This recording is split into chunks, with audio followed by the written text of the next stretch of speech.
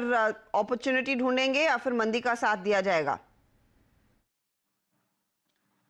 Sir good morning Arshada. देखिए, जिस तरीके से मार्केट में कल के सेशन में भी अगर आप देखेंगे तो ऑलमोस्ट फ्लैट एंडिंग हुई, तो कहीं ना कहीं अब थोड़ा सा प्रॉफिट टेकिंग या कंसोलिडेशन का बायस है इंडेक्स में। But at the same time अभी भी अगर आप देखेंगे तो अपॉर्चुनिटीज हैं लॉन्ग साइड पे। तो जैसा कि ट्रेंड पॉजिटिव है तो मेरे हिसाब से डिप को बाइंग अपॉर्चुनिटी की तरह यूज करना चाहिए।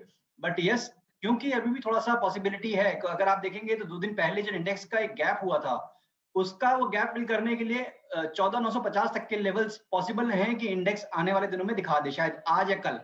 तो वो देखते हुए थोड़ा सा भी मेरे हिसाब से कॉशियस अप्रोच लेके चलेंगे। तो एक रिकमेंडेशन ऑलरेडी ओपन है, एक रिकमेंडेशन बाय साइड पे और ऐड करेंगे और फिर वेट करेंगे।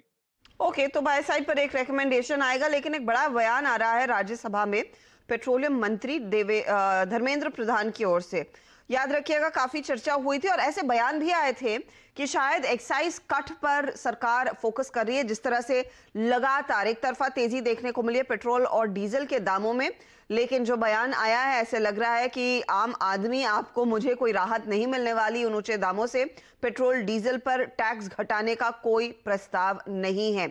ये फिलहाल ऑयल मिनिस्टर ने राज्यसभा में इस समय बयान दिया है। वो कह रहे हैं कि टैक्सेस का घटाना और बढ़ाना कई फैक्टर्स पर निर्भर होता है और यहाँ पर इस समय उनको नहीं लग रहा है कि टैक्सेस में कोई कटौती होनी चाहिए। याद रखिएगा, एक्साइज जो है वो काफी ऊंचा है और उसमें कटौती पर पहले चर्चा हुई थी, लेकिन ऐसी खबरें थी कि चर्चा हुई है और माना यही जा रहा था कि बजट में शायद इसका ऐलान होगा, वो नहीं हुआ। फिर ये भी खबर आ रही थी कि शायद आधा एक्साइज कट सरकार लेगी, सेंट्रल गवर्नमेंट लेगी और स्टेट्स को भी कहा जाएगा कि वो भी कुछ एक्साइज में कटौती करे। लेकिन एक बहुत बड़ा बयान इस समय आ चुका है आपकी स्क्रीन पर। ऑयल मिनिस्टर ने राज्यसभा में फ्लोर पर कहा है कि इस समय कोई टैक्स कट का प्रस्ताव नहीं है।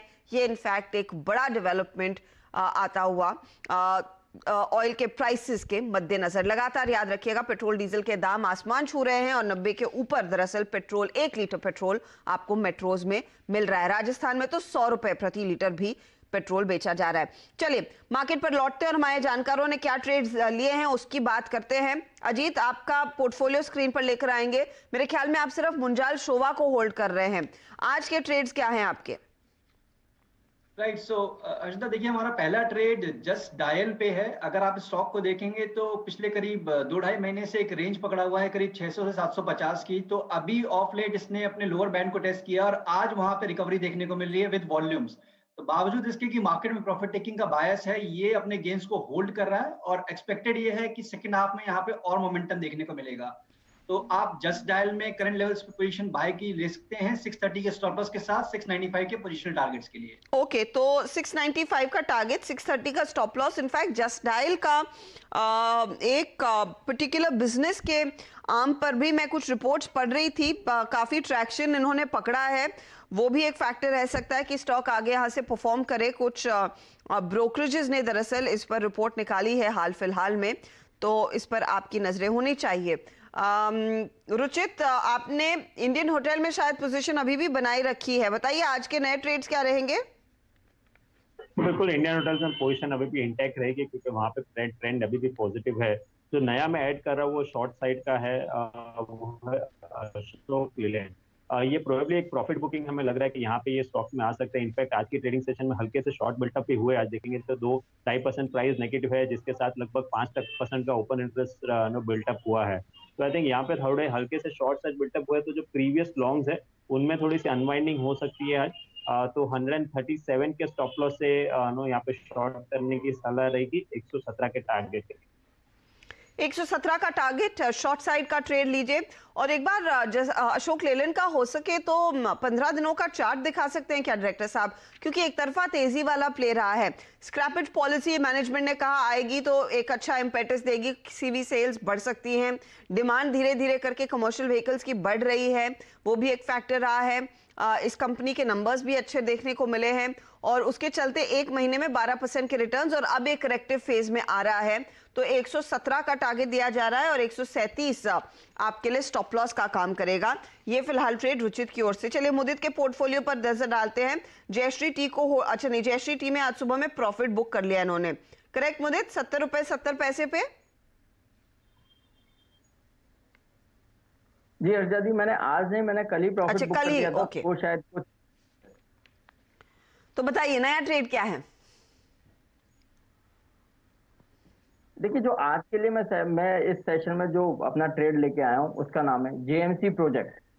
जेएमसी प्रोजेक्ट को यहाँ पर लॉन्ग करने की सलाह दे रहे हैं। स्टॉक के स्ट्रक्चर की बात करते हैं। डेली चार्ट पर इस काउंटर में एक पेनेंट पैटर्न बनाया, बड़े अप मूव के बाद कंसोलिडेशन में एक छोटा सा ट्रायंगल बन रहा था, उसका ब्रेकआउट आज के सेशन में देखने को मिला है। वहीं अगर हम वीकली चार्ट की बात करते हैं तो वीकली चार्ट पर एक पोल एंड फ्लैग पैटर्न का ब्रेकआउट भी आज के सेशन में नजर आया है। डेली और वीकली चार्ट पर, दोनों चार्ट पर ब्रेकआउट नजर आया वॉल्यूम के साथ। इस काउंटर में और तेजी बन सकती है। जेएमसी प्रोजेक्ट को यहाँ पर लॉन्ग करने की सलाह होगी। 84 के टारगेट्स के लिए स्टॉप लॉस रहेगा 75 का।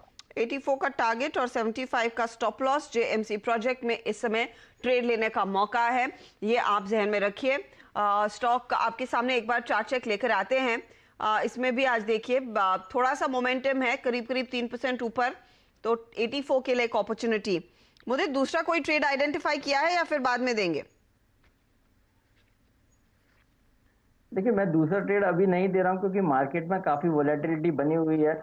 शॉर्ट साइड की तरफ जाते हैं तो लोअर लेवल से बाइंग देखने को मिलती है, तो इसलिए मैंने दूसरा कोई अभी ट्रेड नहीं चुना है। दूसरा ट्रेड मैं दोपहर के सेशन में जोड़ूंगा। अजीत? जैसे कि दो पोजीशन हमारी ऑलरेडी ओपन है लॉन्ग साइड पे, तो जस्ट बिकॉज कि थोड़ा सा मार्केट में हो सकता है कि सेकंड हाफ में दोबारा प्रॉफिट टेकिंग आए, तो उसके लिए वेट करना चाहिए मेरे हिसाब से। 14,950 मेरे हिसाब से काफी क्रिटिकल लेवल हो सकता है। तो अगर हम उन लेवल्स पे आते हैं शायद दोबारा से वहां बाई की रिकमेंडेशन में इनिशिएट करूं सेकंड हाफ। रुचित, आपका प्लान क्या पोजीशन इस समय देने का है, नहीं या फिर इंतजार करेंगे? नहीं, आई थिंक सेकंड हाफ का ही इंतजार रहेगा क्योंकि मार्केट में वॉलेटिलिटी ज्यादा है, तो दोनों ही तरफ के मूव रहेंगे।